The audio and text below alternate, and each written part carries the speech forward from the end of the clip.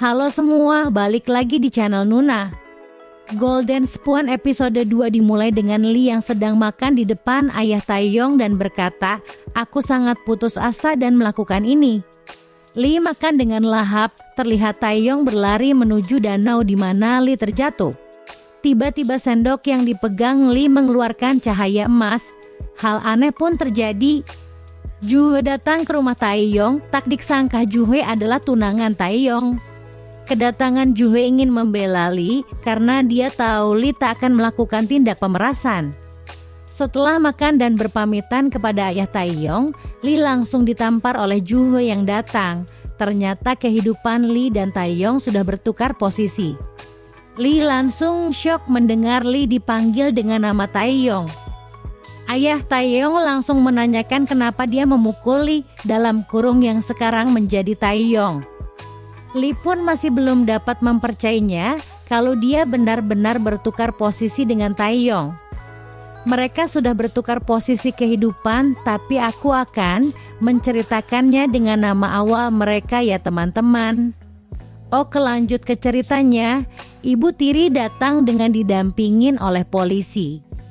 Ternyata polisi datang karena peristiwa terceburnya Lee di danau. Lee yang sekarang menjadi Taeyong pun dibawa untuk diinterogasi. Lee tiba-tiba tertawa melihat cuplikan video saat Taeyong tercebur. Karena posisinya terbalik, harusnya dialah yang tercebur. Itu membuktikan mereka sudah benar berubah posisi kehidupan. Saat Lee bertemu keluarga aslinya di kantor polisi, dia pun bingung harus bicara apa dan terlihat sedih karena keluarganya mengira dia adalah Taeyong.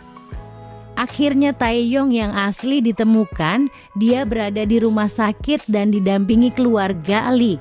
Sudah tukar posisi kehidupan ya. Terlihat keluarga Lee walau hidup pas-pasan, mereka saling menyayangi. Lee pun datang, sepertinya Lee menyadari bahwa Taeyong juga tahu perubahan posisi dan kehidupan mereka saat ini. Namun Taeyong mengingat dengan samar.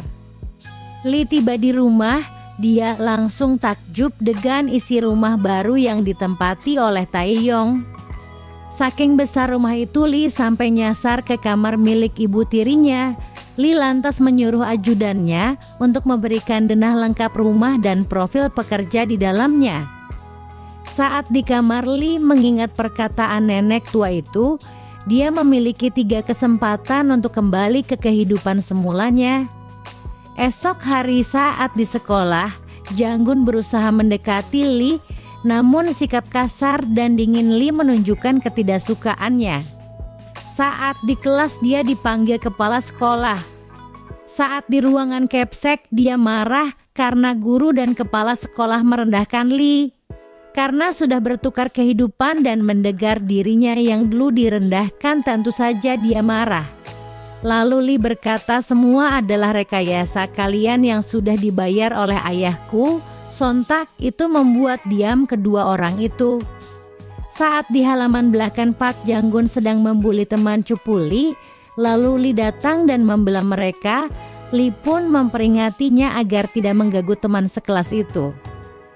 Juhe menghampiri Lee dan mengajaknya untuk berbicara. Juhe memperingati agar tidak mengganggu lagi Taeyong dalam kurung yang sekarang menjadi Lee. Lalu Hyojin menghampiri Lee, membalas dendam karena dikatain murahan dengan cara menciumnya. Sontak itu membuat Lee panik dan bingung. Saat terbangun, Taeyong bingung dengan memanggil ayahnya. Dia melihat ayah dan ibu Lee dan merasa bingung dan kembali tertidur. Lee saat ini sedang mempelajari ayah barunya itu. Dia ingin semua berjalan baik dan sempurna karena ayahnya itu orang yang perfeksionis dan gila uang. Lee menghabiskan banyak uang untuk belanja dan membayar hutang kepada temannya. Hal itu diketahui oleh ayahnya Lee. Di rumah Taeyong puas membaca komik, hal yang dulu susah dia lakukan. Keluarganya itu menganggap itu juga hal aneh karena Lee yang dulu tidak menyukai webtoon karangan ayahnya itu. Saat keluarga itu sedang makan, Lee memberikan semua yang dibelajarkannya hari ini kepada keluarga lamanya, ayah, ibu, dan kakak kandungnya. Saat makan malam bersama ayahnya, Lee diberitahukan harapannya agar dia menjadi orang yang tidak terpengaruh oleh uang dan malah dapat mengontrolnya. Ternyata malam itu adalah makan malam bersama dengan keluarga Joo yang sekaligus tunangan Lee.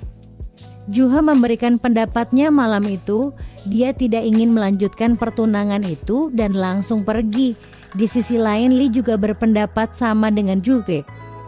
Itu membuat ayahnya kaget mendengar itu saat di rumah ayahnya ingin melakukan sesuatu kepada Ali yang mulai berubah. Di tor serba, Joo menyuruh Lee pergi, tiba-tiba datang seseorang yang mabuk lalu muntah. Lee segera membersihkan muntahan orang itu. Joo pun bingung kenapa Lee bisa melakukan pekerjaan di tor serba. Saat jalan pulang, Joo memberitahukan kenapa dia bekerja di tor serba. Saat tersandung Joo di pelukan Lee, mereka pun merasa canggung dan pergi. Saat tiba di rumah, Joo hampir ditampar oleh kakaknya. Karena berani membatalkan pertunangan, ayahnya tiba dan memisahkan mereka, lalu mengusir kakaknya. Joo ternyata adalah anak dari istri kedua ayahnya. Di sisi lain, Jang-gun dihajar oleh ayahnya karena ketahuan mencontek saat ujian dan tidak masuk kelas khusus di sekolahnya itu, dan menyalahkan Lee yang sekarang menjadi Taeyong. Saat sampai di kamarnya Lee, ibu tiri sedang mencari sesuatu, lalu ketahuan oleh Lee. Ibu tirinya berpura-pura baik dengan memberikan soal ujian. Terlihat ibu Lee sedang mengemas barang pemberian Lee. Kakaknya tidak mau barang dikembalikan, namun ibunya bersikeras. Saat yang sama ibunya bertemu di kafe, bertujuan mengembalikan barang yang dibelikan oleh Lee dan meminta tolong agar tidak mengganggu Taeyong lagi. Di sekolah, para teman Taeyong yang cupu memberitahukan kalau mereka sekarang berteman dengan Lee. Saat Lee datang ke kelas, Taeyong langsung melabrak Lee dengan bilang tas yang kau belikan itu tampak murahan. Taeyong lalu pergi dari belakang, dia dipanggil Joo. Lalu mereka mengobrol membahas pekerjaan paruh waktu di tor serba. Taeyong pun mengingatnya dengan samar. Joo pun sangat khawatir sehingga Taeyong menganggap mereka pacaran. Mereka dihampiri Park Jang-gun dan para pembuli. Taeyong yang sudah berubah menjadi Lee diajak ke rumah Park Jang-gun. Jang-gun menuduh Taeyong membocorkan soal dia mencontek dan tidak masuk kelas khusus. Namun di sini Taeyong sama sekali tidak terintimidasi, malahan dia terlihat kuat. Taeyong malah mengajarkan sopan santun pemilik rumah kepada tamunya dan menyuruh temannya Jang-gun untuk mengambilkan air. Akhirnya para pembuli itu kesal memukuli Taeyong, menghajarnya habis-habisan dan menyodorkan senjata ke arah Taeyong. Saat di pemakaman, Lee ditelepon oleh temannya dan berkata Jang-gun membawa Taeyong ke rumahnya. Lee bergegas ke rumah Jang-gun, melihat Taeyong yang sudah babak belur. Sontak Lee mengambil senapan dan menodongkan ke arah Jang-gun. Lee memprovokasi mereka dengan memasukkan peluru asli dan mengancam mereka. Dan episode 2 selesai, nantikan episode lanjutnya ya, bye-bye.